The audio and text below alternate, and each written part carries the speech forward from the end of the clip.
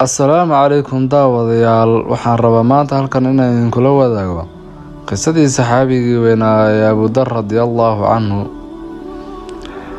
Waayahay dooxada wadan ee isku xidha Maka iyo Saxaraha waxaa deganaa qabiil lagu magacaabi jiray reer Banu Qafaar. Jundub bin Jundah oo lagu naanaysi jiray Abu Dar waxa uu ka tirsanaa qabiilkaas. Wuxuu ahaa qofkii afraad ama shanaad ee soo islaama. noloshiisa wax badan lagama aqoon ka hor inta uusan soo islaamin. Cabdullaahi ibn Umar radiyallahu anhu ayaa wuxuu wariyay in rasuulku uu yiri sallallahu alayhi wasallam cid karnu sheegi ma jirto cirkuna hadhay dhulkuna qaaday oo aan ahayn Abu Dar.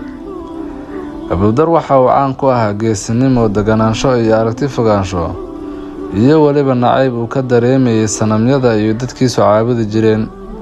wuxuu diiday caqiidada nacasnimada ah ee diineed iyo fasaadka diineed ee carabtu ay ku hoolaneyd. isaga oo ku sugan Saxaraha wadan ayaa waxa uu maqlay Abu Dar radiyallahu anhu in Nabi Muhammad sallallahu alayhi wasallam uu soo gaaray Maka.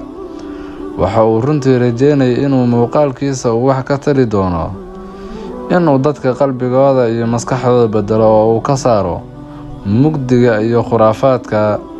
isagoo aan waqti badan lumin ayaa waxa uu u yeeray walaalkii Anas oo uu ku yiri, Anasow, waxaad tagaysaa Maka, waxaana soo dhageysanaysaa rasuulka cusub ee Maka yimid.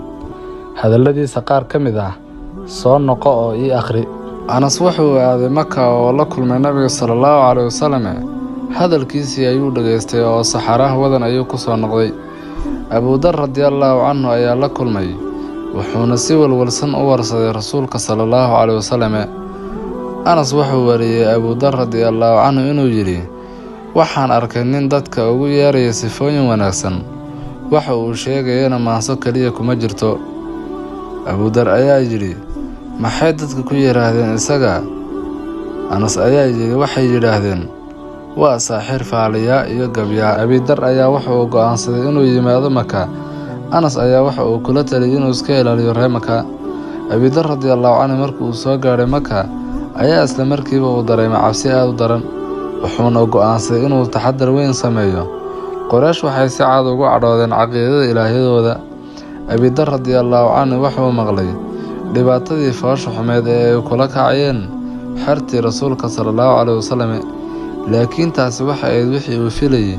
sidaa darteed waxa uu ka cabsaday inuu qofna wax ka weydiiyo Nabi Muhammad sallallahu alayhi wasallam, isagoonan ogeyn inuu qofkaasi yahay mid raacsan iyo inuu yahay mid kale.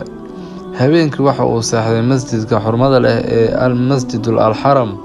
Ali bin Abi Talib radiyallahu anhu wasallam ayaa soo maray.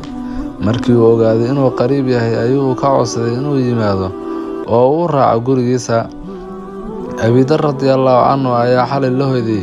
subaxiina waxa uu ka soo qaatay kiishkiisii biyaha iyo boorsadii uu sahayda ugu jirtay, wuxuuna ku laabtay masjidka. wax su'aal ah ma uusan weydiin, su'aalana lasma weydiinin. Abu Dar radiyallahu anhu ayaa maalintii xigtay isagoo aan isbaray Nabiga sallallahu alayhi wasallam, haddana waxa uu hoyday masjidkii al-Masjidul Haram. habeenkii labaadna waxaa soo maray Ali bin Abi Talib mar kale oo waxa uu ku yiri, hadalkan miyaan la gaarin xilligii uu ninku garan lahaa gurigiisa oo markaasi kaftan ahaan ka waday. Abu Dar radiyallahu anhu wuu raacay. habeen labaadna wuxuu la hoyday guriga Cali, haddana nin kale wax ma weydiinin. habeenkii saddexaad hase ahaatee Ali bin Abi Talib radiyallahu anhu ayaa weydiiyey oo ku yiri, ma ii sheegaysaa sababta aad u timid Maka? Abu Dar ayaa ku yiri, kaliya haddii aad sii doonto ballan iyo inaad igu hagi doonto waxaan doonayo oo aan kuu sheegayaa. Ali bin Abi Talib radiyallahu anhu wuu aqbalay. Abu Dar ayaa wuxuu yiri, waxaan Maka uga imaaday meel fog anigoo doonaya inaan la kulmo Nabiga cusub oo aan dhageysto waxa uu leeyahay. Ali radiyallahu anhu wajigiisa waxaa ka muuqatay farxad, wuxuuna yiri, Allah baan ku dhaartay runtii waa rasuulkii Alle sallallahu alayhi wasallam. wuxuuna sii watay Abu Dar radiyallahu anhu wax badan oo uga warramay Nabiga sallallahu alayhi wasallam iyo baristiisa. ugu dambeyntii waxa uu yiri, markaan subaxii kacno meel kasta oo aan tago ii raac haddii aan arko haddii aan arko wax aan ka baqayo adiga daraadda waxaan u istaagi lahaa sidii inaan biyo soo dhaafin lahaa. haddaan sii wado iraac ilaa aad ka baxdo meesha aan galogal. way israaceen. Abidar radiyallaahu canhu habeenkaas intiisa kalama seexan indhabeel sababtoo ah wuxuu aad ugu hiloobay inuu arko nabiga sallallahu alayhi wasallam oo uu maqlo hadalka waxyiga ah. subaxdii ayuu si aad u raacay raadkii Cali radiyallaahu canhu ilaa ay soo gaareen nabiga sallallahu alayhi wasallam.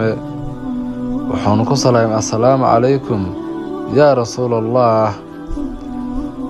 rasuulka ayaa ugu jawaabay wacalaykum assalaam waraxmatullaahi wabarakaatuh. sidaas ayuuna Abudar ku noqday qofkii ugu horreeyay ee salaamo rasuulka sallallahu alayhi wasallam ee ku salaanta islaamka.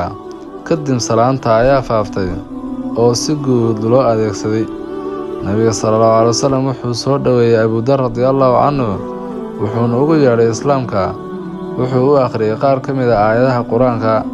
waxyar ka hor ayuu Abudar radiyallaahu canhu ku dhawaaqay shahaadada kelinimada Allah. sidaas ayuuna ku galay diintii cusbayd isagoo aan xataa booskiisa ka tagin. halkaas waxaa noogu eg qisadii macaanka badneed ee saxaabigii jaliilka ah ee Abudar. intaas kugu iman doono qaybta labaad waxaan ka tagayaa. assalaamu calaykum.